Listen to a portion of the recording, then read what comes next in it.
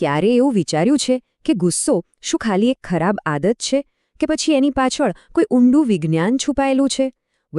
હકીકત એ છે કે ગુસ્સો આપણા મગજમાં થતી એક ખૂબ જ શક્તિશાળી બાયોલોજિકલ પ્રક્રિયા છે. તો ચાલો આજે આપણે મગજની એ જ સર્કિટને સમજીએ જે આપણને શાંતિથી વિચારતા અટકાવી દે છે અને ઘણીવાર આપણા પર હાવી થઈ જાય છે. આ વાતની શરૂઆત આ શબ્દોથી થાય છે. એક 38 વર્ષના ભાઈની પત્નીએ ખૂબ જ ચિંતા સાથે ડૉક્ટરને આ કહ્યું હતું. એમના અવાજમાં એક લાચારી હતી અને એક આશ્ચર્ય પણ હતું, જે ગુસ્સાની તીવ્ર ક્ષણોમાં ઘણા લોકો અનુભવતા હોય છે. હવે થયું એવું કે એક દિવસ એ ભાઈ કામ પરથી ઘરે પાછા ફરી રહ્યા હતા. રોજની જેમ જ ટ્રાફિક હતો. ત્યાં કોઈકે એમની કારને ખોટી રીતે ઓવરટેક કરી. બસ આટલી નાની વાત હતી, પણ એના પર એમનો આખો દિવસ જાણે પલટાઈ ગયો. એમણે ગુસ્સામાં એ કારનો પીછો કરવાનું શરૂ કર્યું, સતત હોર્ન વગાડ્યો અને ડ્રાઈવર પર જોરજોરથી બૂમો પાડી. પછીથી જ્યારે શાંત થયા ત્યારે એમને પોતાને પણ સમજાયું નહીં કે એમણે આવું કેમ કર્યું. તો સવાલ એ છે કે આવી ક્ષણોમાં એવું તો શું થાય છે કે આપણું સમજવું અને તાર્કિક મગજ જાણે કામ કરતું જ બંધ થઈ જાય છે અને આપણે આપણા પોતાના જ વર્તન પર કંટ્રોલ ગુમાવી દઈએ છીએ? આનો જવાબ આપણા મગજની અંદરની રચનામાં જ છુપાયેલો છે. આપણા મગજની અંદર ખબર છે સતત એક ખેંચતાણ ચાલતી હોય છે. તમે એને બે વિરોધી શક્તિઓ વચ્ચેનું યુદ્ધ પણ કહી શકો. અને આ જ ખેંચતાણ આપણી દરેક ભાવનાત્મક પ્રતિક્રિયાને કંટ્રોલ કરે છે. અહીંયા બે મુખ્ય ખેલાડીઓ છે. એક બાજુ છે એમિગડાલા, જે આપણું ઇમોશનલ એલાર્મ સેન્ટર છે અને જે વીજળીની ઝડપે રિએક્ટ કરે છે. અને બીજી બાજુ છે પ્રીફ્રન્ટલ કોર્ટેક્સ, જે આપણું શાંત અને તાર્કિક કંટ્રોલ સેન્ટર છે, જે બધું સમજી વિચારીને નિર્ણય લે છે. મોટાભાગનો ખેલ આ બંને વચ્ચેના બેલેન્સનો જ છે. એમિગડાલાને તમે મગજનો ઇમરજન્સી ફર્સ્ટ રિસ્પોન્ડર સમજી શકો છો. એનું કામ બસ એક જ છે, ખતરો પારખવો. હવે એ ખતરો ટ્રાફિકમાં કોઈ કાર કટ મારે એ હોય કે પછી કોઈના અપમાનજનક શબ્દો હોય. એમિગડાલા વિચારતું નથી, એ બસ રિએક્ટ કરે છે. અને એ પણ એટલી ઝડપથી કે આપણું તાર્કિક મગજ જાગે એના ઘણા સમય પહેલાં.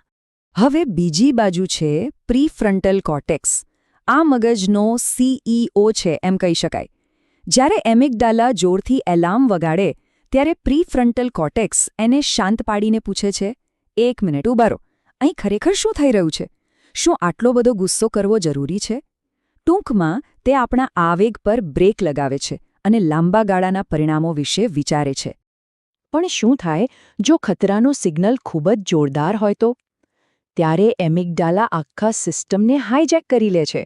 ન્યુરોસાયન્સમાં આ ઘટનાને એકદમ પરફેક્ટ નામ આપવામાં આવ્યું છે, એમિગડાલા હાઇજેક. આ એક એવી સ્થિતિ છે જેમાં આપણું ભાવનાત્મક મગજ એટલે કે એમિગડાલા તાર્કિક મગજની સત્તા છીનવી લે છે. શાબ્દિક રીતે એ થોડા સમય માટે તર્ક અને વિચાર તરફ જતા બધા જ ન્યુરલ રસ્તાઓ બંધ કરી દે છે અને બસ માત્ર ને માત્ર ભાવનાઓ જ રાજ કરે છે. તો આ હાઇજેક વખતે થાય છે શું? જુઓ, તર્ક શૂન્ય થઈ જાય છે, ભાવનાઓ એકદમ ચરમસીમાએ પહોંચી જાય છે અને શરીર લડો અથવા ભાગો એટલે કે ફાઇટ ઓર ફ્લાઇટ મોડમાં એક્ટિવેટ થઈ જાય છે. હૃદયના ધબકારા અને શ્વાસ એકદમ તેજ થઈ જાય છે, જાણે આપણે કોઈ મોટા સંકટનો સામનો કરવાના હોઈએ. અને આ જ અનુભવ પેલો દર્દી વર્ણવી રહ્યો હતો. એના શબ્દો હતા, તે ક્ષણે હું મારી જાતને રોકી ન શક્યો. મારા મગજમાં માત્ર ગુસ્સો જ હતો. આ એમિગડાલા હાઇજેકનો એકદમ જીવતો જાગતો અનુભવ છે, જ્યાં ભાવનાત્મક મગજે તાર્કિક મગજ પર સંપૂર્ણપણે કબજો કરી લીધો હતો. તો સવાલ એ છે કે શું આ હાઇજેકને રોકી શકાય? શું આ ભાવનાઓના તોફાન પર કાબૂ મેળવી શકાય? અને સારી વાત એ છે કે જવાબ છે હા. વિજ્ઞાન આપણને મગજને ફરીથી કંટ્રોલમાં લાવવા માટે એક ચોક્કસ પદ્ધતિ આપે છે. અહીંયા આખી ગેમ એ છે કે એમિગડાલાની વીજળી જેવી પ્રતિક્રિયા અને આપણા વર્તન વચ્ચે થોડો ગેપ બનાવવો, થોડો સમય બનાવવો. અને આ 5 પગલાં બરાબર એ જ કામ કરે છે. પહેલું, થોભો. બસ જે પણ કરી રહ્યા છો ત્યાં જ અટકી જાઓ. બીજું, ઊંડો શ્વાસ લો. આ શરીરને શાંત થવાનું સિગ્નલ આપે છે. ત્રીજું, લાગણીને નામ આપો. જેવું આપણે કહીએ કે મને અત્યારે ગુસ્સો આવી રહ્યો છે, તરત જ આપણું તાર્કિક મગજ ફરીથી ચિત્રમાં આવી જાય છે. પછી પરિસ્થિતિને બીજા દૃષ્ટિકોણથી જુઓ અને છેલ્લે આવેગમાં આવીને નહીં પણ સમજદારીથી પ્રતિભાવ પસંદ કરો. આ કોઈ જાદુઈ ટિપ્સ નથી હો, આની પાછળ પાક્કું ન્યુરોસાયન્સ છે. આ દરેક પગલું એમિગડાલાની આગને ઠંડી પાડીને પ્રીફ્રન્ટલ કોર્ટેક્સને એટલે કે આપણા સીઈઓને ફરીથી કંટ્રોલ સોંપવા માટે બનાવવામાં આવ્યું છે. આ શક્તિને ભાવનાત્મક મગજમાંથી પાછી તાર્કિક મગજમાં લાવવાની એક કળા છે. તો આ બધી પ્રેક્ટિસથી ખરેખર શું બદલાય છે? ચાલો આપણે એ દર્દીની વાર્તા પર પાછા ફરીએ અને જોઈએ કે 3 મહિનાની પ્રેક્ટિસ પછી શું થયું. 3 મહિના પછી ફરી એકવાર ટ્રાફિકમાં એ જ ઘટના બની. કોઈકે એમની કારને ખોટી રીતે ઓવરટેક કરી. સિચ્યુએશન એ જ હતી, પણ આ વખતે પ્રતિક્રિયા સાવ જ અલગ હતી. ગુસ્સો તો આવ્યો, પણ એમણે ગાડીનો પીછો કરવાને બદલે એક ઊંડો શ્વાસ લીધો અને મનમાં વિચાર્યું, આના માટે દિવસ બગાડવા જેવો નથી. એમિગડાલા હાઈજેક થવાને બદલે પ્રીફ્રન્ટલ કોર્ટેક્સે કંટ્રોલ સંભાળી લીધો હતો. અલબત્તા આવું એક દિવસમાં નથી થતું.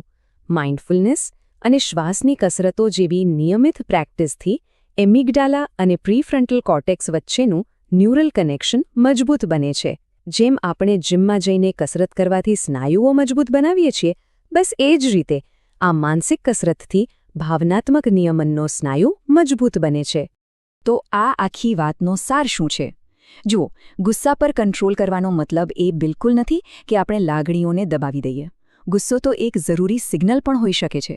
અસલી કંટ્રોલનો મતલબ છે મગજની તર્ક અને ભાવનાની સિસ્ટમ વચ્ચે એક સુંદર સંતુલન બનાવવું. તો આ બધું જાણ્યા પછી એક સવાલ આપણા બધા માટે વિચારવા જેવો છે. આપણી રોજબરોજની જિંદગીમાં એવી કઈ ક્ષણો આવે છે જ્યાં ભાવના અને તર્ક વચ્ચેનું આ નાજુક સંતુલન કેળવવાથી બહુ મોટો ફરક પડી શકે છે.